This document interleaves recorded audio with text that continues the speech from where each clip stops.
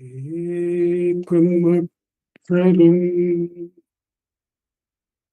Rudinirantaram Bhasvate Swayam Likyate Katham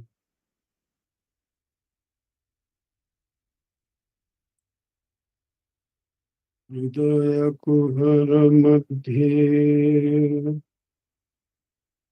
Kevalam Brahmastam Yadimaham Iti Sakshat Atmarupena Bhati Hrudi Vishamanasa Swam Chimvata Jita Avana Chalanaro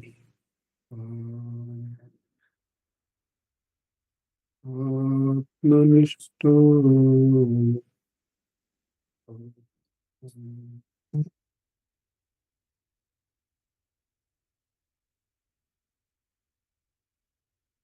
Deham Brahmaya Jadatmakam Aham Buddharna Tasya Sthito Aham Tattata Bhava Shukti Samaye Siddha Masadbha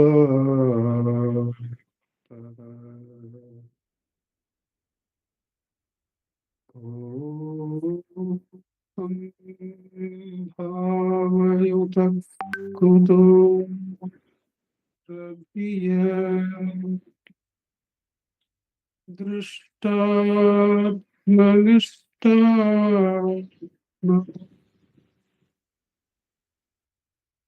So Sputitaya Arunachala Shiva Purno Vibhav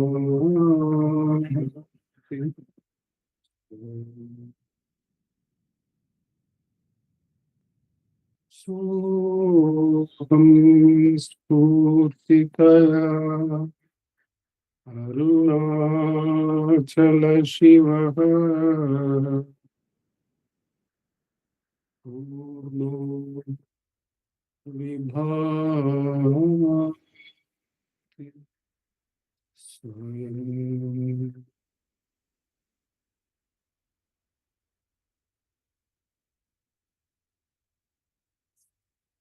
Namo Ramana. In this, the Thursday Satsang from Ramanacentre Center for Learning, it has been our practice to select two verses at random from the work Guruvachaka Kovai, rendered in verse form by Muruganar Swamigal. Today, the verse selection is by Ujwal ji, and we are going to read from Sadhuam Swamigal's commentary on or the translation of the Guruvachaka Kovai. After each verse is read, that will be followed by a short meditation on its meaning, and that will be followed by the practice of Atma Vicharam for about 15 minutes. After these two segments of verse reading, meditation on meaning, and practice of self-enquiry are completed, there will be summing up remarks from Ujwal ji, which will be followed by the offering of the Sri Ramana Stotra chanting by Vaibhavji and Pratnama online, and we will be inquiring as to who is the listener the puja team is still away in the US. So we will await their return for restarting. As the chanting is going on, we can inquire as to who is the real listener inside. With Bhagavan's immense grace, we begin the satsang by taking up the first verse selected for us, verse number 371. Verse number 371, the subheading is desirelessness. Desire makes even an atom appear as great as Mount Meru before it is achieved, and vice versa after it is achieved. That means what is actually a Mount Meru, once you receive it and have pocketed it, it appears to be a mere atom because the next desire is lined up. And thus, desire makes one always poor. One who is having desire is the poor one. Desire makes even an atom appear as great as Mount Meru before it is achieved, and makes Mount Meru appear as atom it is achieved. After you have reached the first million, what about the second million? So the first million becomes atom, it becomes nothing. You don't anymore think of it. Thus, desire makes one always poor. Hence, we have never seen any bottomless abyss that is as impossible to fill as desire, which can never be satisfied. Hence, we have never seen any bottomless abyss that is as impossible to fill as desire, which can never be satisfied. Desire already puts the problem and solution outside of you, and you have already made yourself limited by implication. Therefore, how much ever you are going to add, you are always going to be the limited to which something is added. Therefore, desire places the problem and solution outside of you. And whatever places the problem and solution or the goal outside of you, it makes you as a means for achieving of an end outside of you. You become merely an instrument as part of a scheme of things. You are never an end in yourself. You are never going to find God that way, because God is to be found within oneself. Whenever we desire, we are placing God outside of us. And therefore, till you achieve it, it will appear as though it is the greatest thing. The small thing will appear like Mount Meru.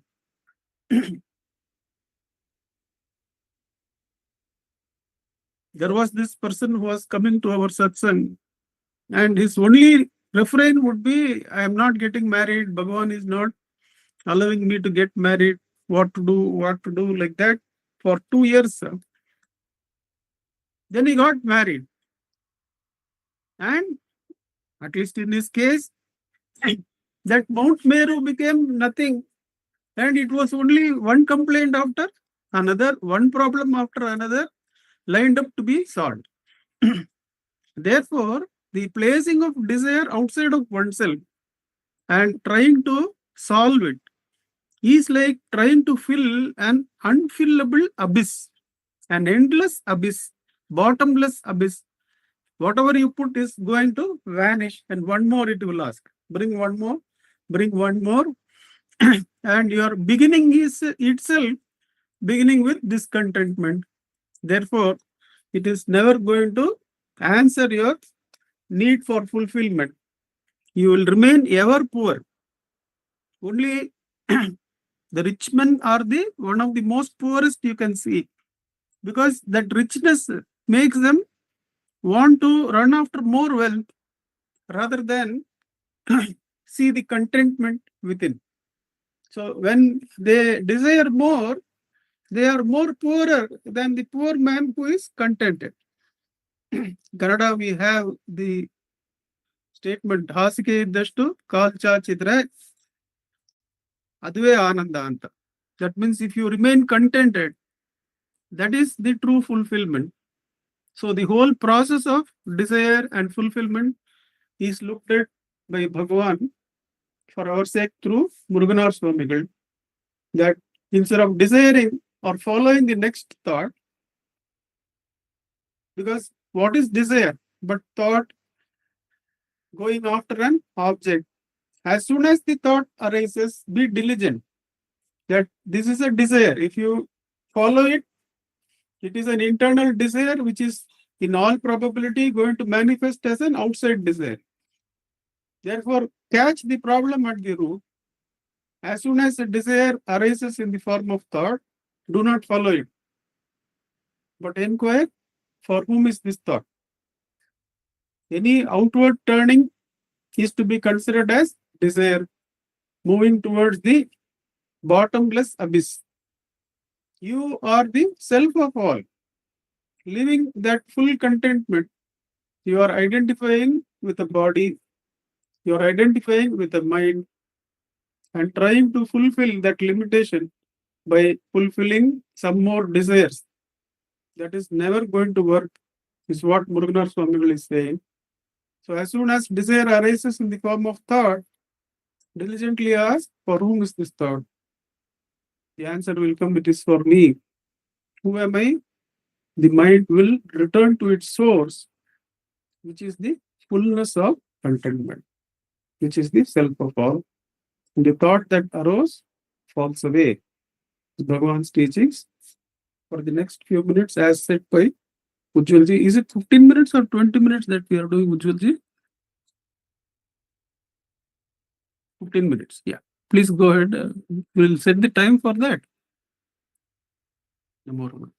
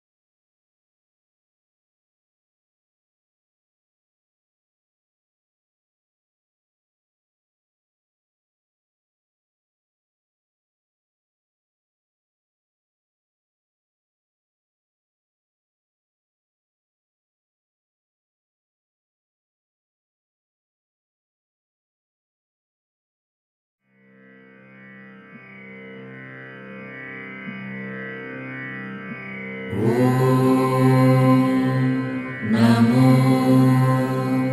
Bhagavate Shri Ramanaya.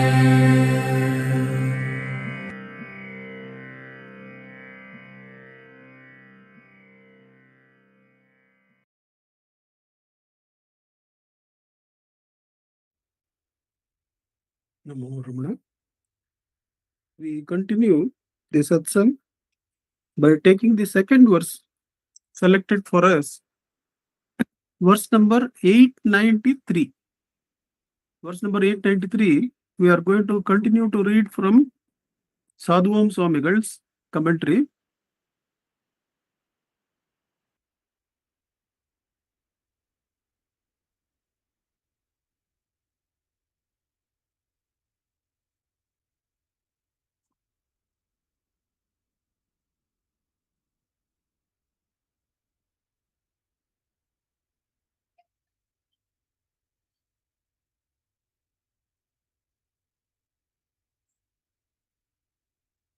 The verse is under the subheading Nirvikalpa Samadhi.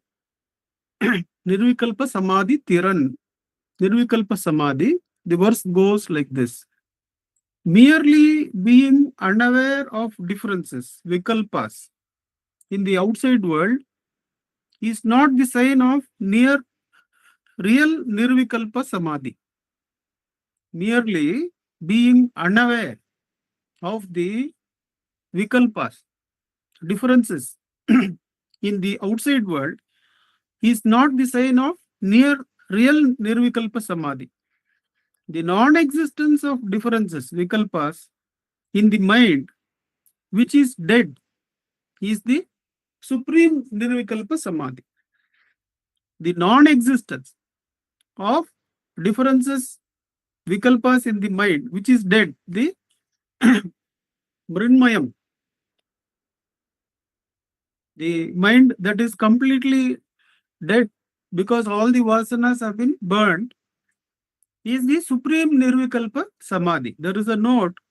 Many people are under the wrong impression that one who is in Nirvikalpa Samadhi should remain inert like the insentient log, knowing neither this body nor the world.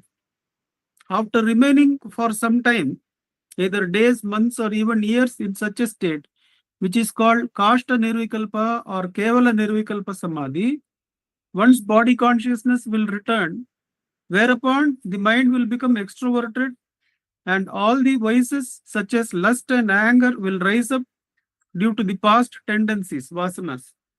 This kind of samadhi, which is an experience that may occur during the early stages of practice of certain sadhanas, is only a temporary abeyance of mind, manolaya. However, the right kind of nirvikalpa samadhi is only the annihilation of the mind, the manonasha, the permanent destruction of the primal vikalpa, I am the body. The primal vikalpa that arises as I am the body. This is the state of true knowledge that is called sahaja nirvikalpa samadhi, natural nirvikalpa samadhi. Kashta nirvikalpa samadhi may be compared to the state of a pot tied with a rope that hangs underwater in a well. Like the pot submerged in the water, the mind is submerged in laya. But at the time the pot can be drawn out, at any time the pot can be drawn out by the rope. Likewise, since the mind is not destroyed, it can at any time be drawn out again by the vasanas and forced to wander under their sway. But in Sahaja Nirvikalpa Samadhi, the mind is dissolved in the self and loses its form or individuality, like the salt doll immersed in ocean. Therefore, it cannot rise again. Sahaja Nirvikalpa Samadhi, in which the mind is destroyed, alone is real Samadhi. So, the Kashta Kevala Nirvikalpa Samadhi, which comes as a preliminary to the Sahaja, one should not be satisfied with that. That for some time you lose the sense of the differences created by the senses and the sensory body, in the outside world, you don't see the differences. It doesn't make a difference whether uh, something is happening in this part or that part. One person is like this or that. But then deep down, the Vasana store has been not completely effaced. So at any time, that can raise and push you back into the samsara. Whereas once one erases all the vasanas, there is sahaja nirvikalpa because the manas has completely lost its form, lost its ability. And the key point is that the mula vikalpa, the root of all vikalpas, that I am this body, has been completely shattered, completely destroyed. So one is at rest naturally. So even the happenings of the world, even if the senses are open, even when the vikalpas are seen, they don't touch the sahaja nirvikalpa samadhi. That's why Bhagavan says, even when the body was working, even when the body was acting, was speaking, was writing, he never lost the touch with the spurana. It was going on like the Shruti note in music, Bhagavan would say, till that Sahaja Nishta, the natural abidance in the Spurana, the self, is till then, till the mind is destroyed, one should do Atma Vicharam, in practice of which there will be some silence, some blank in the objective space, and many times that could bring even Ananda. That one should not get lost in that Ananda, but should inquire for whom is this blank, for whom is this Ananda, and come to this Purana, the self-luminous self, which is naturally abided in when the I am the body thought is destroyed. With Bhagavan's immense grace, let us practice Atma Vicharam, where since the truth of the I is being inquired into, the chances of just remaining content with Kevala Nirvikalpa are minimal. Because whatever objective state is there, one would have to ask, for whom is this? Therefore, in self-enquiry, Bhagavan, if one can put it that way, reduces the possibility of being lost in the Manolaya sthiti of Kevala Nirvikalpa. But without taking umbrage in any of that, one should complete practice of Atma Vicharam till the I am the body vasana is completely uprooted. Let's sit in the practice of Atma Vicharam for the next 15 minutes.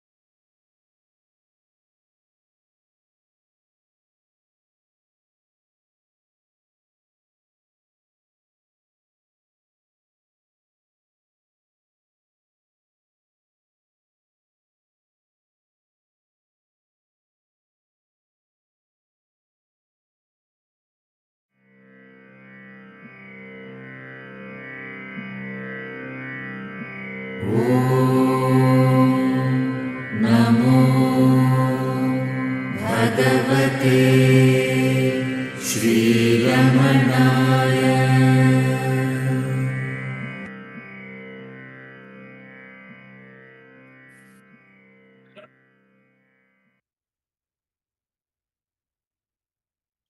Namo Ramana.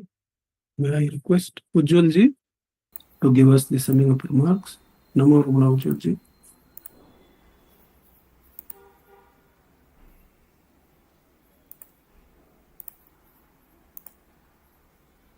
Namo Ramana. Om Namo Bhagavate Shri Ramanaya. Talking about desires, Vani Vasudevji, in our last self-enquiry workshop, she gave the example of coffee lovers. If after they wake up from a nap or... Is his voice clear to everyone? Is it heard? Is the volume and voice clear to everyone? Ujwal ji? Yes, sir. Okay. Yes. The coffee lovers who drink a cup of coffee, they desire for this cup of coffee. And she mentioned that the coffee lovers would love this coffee should be in the right proportion. The amount of milk and the sugar and the decoction should be the right mixture. Then alone they can enjoy that coffee. And even the heat of the coffee, it should have the heat. And with all these criterias, if they drink that perfect coffee, they feel elated, they feel that they are in heaven. But she continued that these coffee lovers have had so many such coffees. Has their desire to get one more cup of coffee, has it stopped? No, it keeps on continuing. So such is the desire which keeps cropping up. And when you want something, it seems to be like a huge, like mountain Meru. But once you get that, once the coffee is done, then you feel, oh, I only drank this much. It becomes like an atom. So Dodregga Gowda in his song says, Gudda Gudda Harto Munche Aruna Gudda Harto Tamma Guddanagi Ramana Guruvige Adda Bilo Odda Tamma. He says, before climbing these mountains of desires, turn towards that Arunagiri, Arunachala, which is the heart, and do Sashtanga Pranama to that Ramana who shines in the Arunachala, the heart, says Dodrange Gowda. When Kalarani Rangaswamy Akka, she shared an incident when she met Sadhu Om Swami. Sadhu Om Swami asked Kala Akka, the little girl, do you pray to God? Do you go to Ramaneshwara Mahalingam and do you pray something to Ramana? Then she told, yes, I do pray. And Sadhu Om Swami asked, what do you ask Ramana? Then she told, I go to Ramana Tata and I say, I want good marks. And I would say, I want a scented rubber and eraser. And I want new dress for Deepavali. So I would ask all these things to Ramaneshwara Mahalingam and then come. And Sadhu Swami continued, okay, you pray all these things, you have all these desires, but imagine you have your birthday coming up. And every day you go to your parents and say, Appa and Amma, my birthday is coming. I want a pencil for my birthday gift. I want a pencil as a gift for my birthday. And you keep pestering them every day. And the parents will wonder, I had planned to organize a big party for our child. We had planned to give her 2-3 new dresses and a bag, a box, and with pencil and scale and eraser and all that is required for her, a box of colors, crayons and paint, everything we had planned. But she is just happy with one pencil. So why should we spend all those money? Let us give her only this pencil and she'll be happy. So the parents will only give that pencil to her on her birthday. But if you don't ask anything, you will get much more than what you desire. So Sadhu Swami told her that the best way is to not desire anything. And we are humans, so we are having desires one after the other. So Ramana gives us a way to tackle these desires. He says, as soon as a thought arises, it is actually a manifestation of the desire. It is a desire. The first desire is that I should exist. The ego has this desire of wanting to exist. So that is the first desire which rises, and it manifests as the various thoughts which are nothing but desires. So as soon as the thought arises, Ramana tells us to quickly turn our attention towards the thought and ask, for whom is this thought? And the answer is for me, and turn towards that source from which all these desires are arising, and take the source of all the desire back to its true source, the heart. And to do that, when one attains that state of desirelessness, we may feel, oh, these jnanis will not have any emotions. They will become like a log, as it is described, kashta, nirvikalpa samadhi. Will they become without any rasa? They will not have any emotions. They will become feelingless. But we see in the life of Ramana that it is not so. Ramana gives the example of such samadhi, which is only a laya. He tells about one guru who came to a bank of a river, and he sat down under a tree, and he told one of his disciples, I am very, very thirsty. Go and get some water from the river. And by the time the disciple went to get the water, the guru had gone into samadhi state. And he was in that samadhi state for many, many days, many, many months, many, many years. So long that even the river had changed its course, and there was no river flowing beside the tree that he was sitting, and the tree was also not there, and nothing was there. After many, many decades, when he opened his eyes, the first thing he uttered was water. Where is water? So Bhagavan says, what is the use of such a state where it takes you back to the same state what you were before the samadhi? So he says it is equivalent to sleep. What you were before the sleep, even after the deep sleep state, where there is no thought, where there is no knowledge of this body, but as soon as you wake up, everything returns. It is just this samadhi that you experience is only like a sleep. But a true samadhi, sahaja samadhi, where one is ever abiding in the heart, and the nothing outside affects that abidance. Just like Nandakumarji gave the example of the Shruti note, which even Ramana describes his death experience and his enlightenment. The Shruti note is ever playing.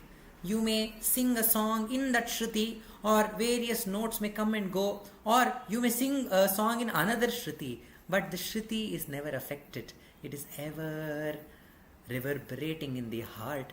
So a Jnani is one which is always in tune with the Shruti, although the various notes we can see in his life. There's this beautiful instance where Echammal, from her young age, she has been into so much of sorrow. All her husband, her children, everybody has expired one after the other, and she has been in sorrow for a long time. And she finds solace in the presence of Bhagavan, and she takes up the job of serving Bhagavan, giving him food to Bhagavan and his devotees every day. And she adopts a little girl called Chellammal, and she takes care of her. And Chellammal also is very, very devoted to Bhagavan. She brings food which Echammal has prepared to Bhagavan every day to Skandashram. And at the appropriate age, Chellammal is married, and she is sent to her husband's house. And Echammal gets a telegram which says Chellamma has expired during the delivery of the child. And Echammal, she does not know what to do. She brings the telegram and hands it to Bhagavan, and she sits there weeping. And Ramana reads that telegram, and there is tears flowing from Ramana's eyes too. We wonder, Ramana would have given some upadesha. The death is only for the body and this and that. He would have given some upadesha, but he was so natural. He even shed tears and shared that sorrow with HMR. And we see that even in his last days, where he had this excruciating pain of sarcoma in his left shoulder. Even then he was smiling, and even then he cared about those who came. As the old Stapati who came, he asked that Stapati, "Are you doing well? How is your health?" And Stapati was shocked. Bhagavan, even at your last moments, you are thinking about us. And when the peacock was crying, he told, has all these boys have been fed with food? So that was his thought. So he was ever in that natural state, although outwardly we may feel that he had all the emotions that we also experience, but none of these emotions could disturb his abidance in the self. And that is the Sahaja Samadhi which Ramana points out. And he says, with constant practice, it will take us to that Sahaja Nirvikalpa Samadhi, where one is full of life. At the same time, he is ever full with that joy. So Bhagavan has come into our lives to take us back to our own true nature, which is Sahaja Nirvikalpa Samadhi. Let us have faith in Bhagavan and practice this path shown to us with great joy and without any tiresomeness, and all the time whenever we are reminded by His grace. Om Namo Bhagavate Sri Ramanaya. Namo Ramana. May I request Vaibhavji and Pratnama to chant the Ashtotram for us. Namo Ramana, sir. Namo Ramana, Pratnama. नमो रमण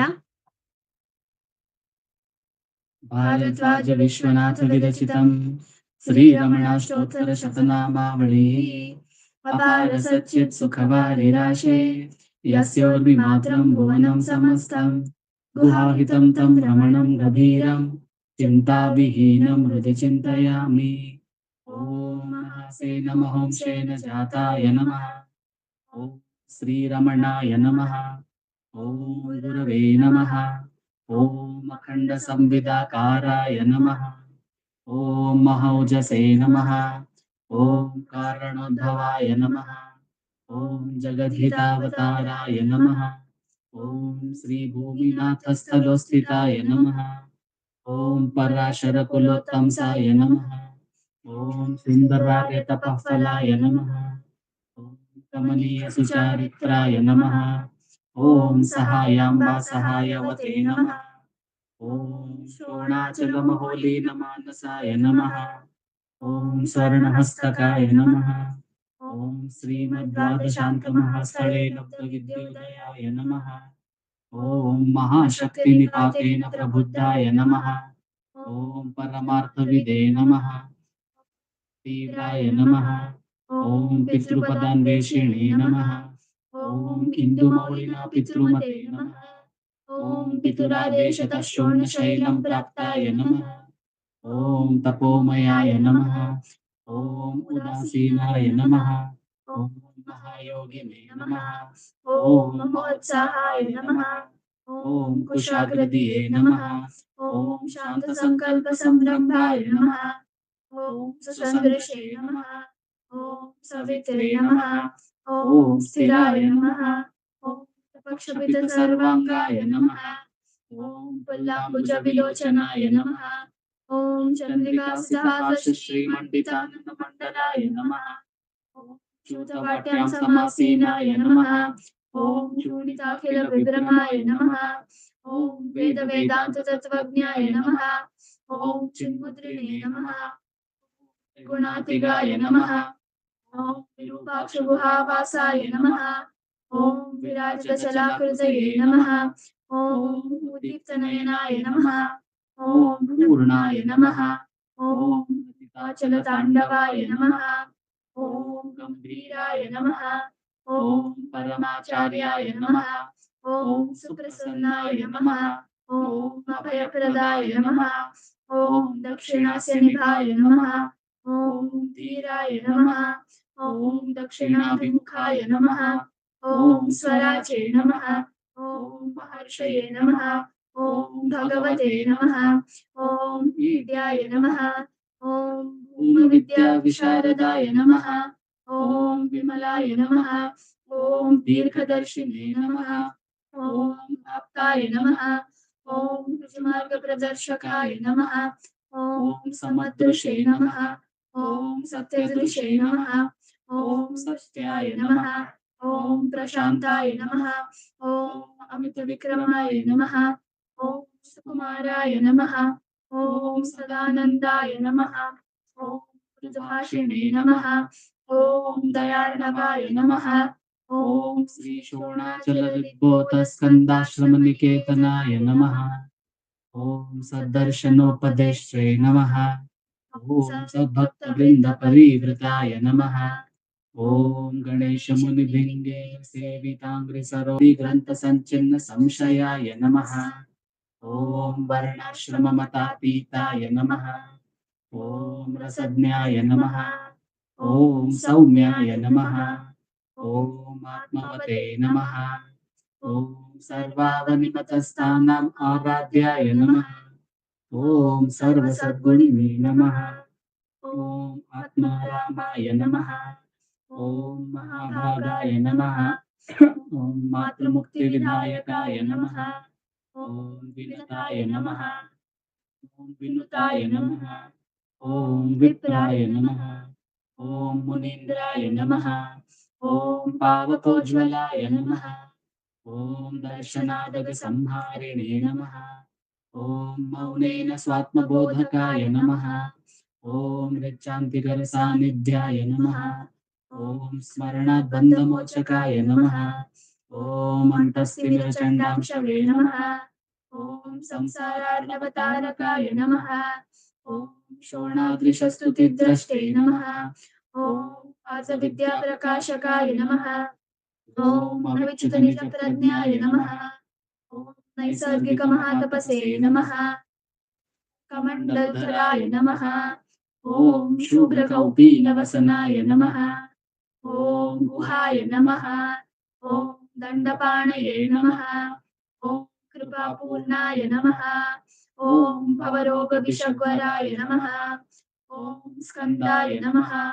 ॐ देवतमाय नमः। ॐ अमर्त्याय नमः। ॐ सेनान्ये नमः। ॐ पुरुषोत्तमाय नमः। ॐ श्रीरमण भगवते नमः। श्रीरमणाष्टोत्तरशतनाम पूजां समर्पयामि। यस्तानोररुणाचलस्य पदयोः श्रित्याजनिं प्राप्यत दिव्यानुग्रहसुप्रवाहविवशस्तादात्म्यभावङ्गतः निर्निष्ठस्वगभीरनित्यतपसा लोकान् पुनासेकराट् तस्मै श्रीरमणाय ते नमः इदं लोकोत्तरज्योतिषे। नमो भगवते श्रीरमणाय।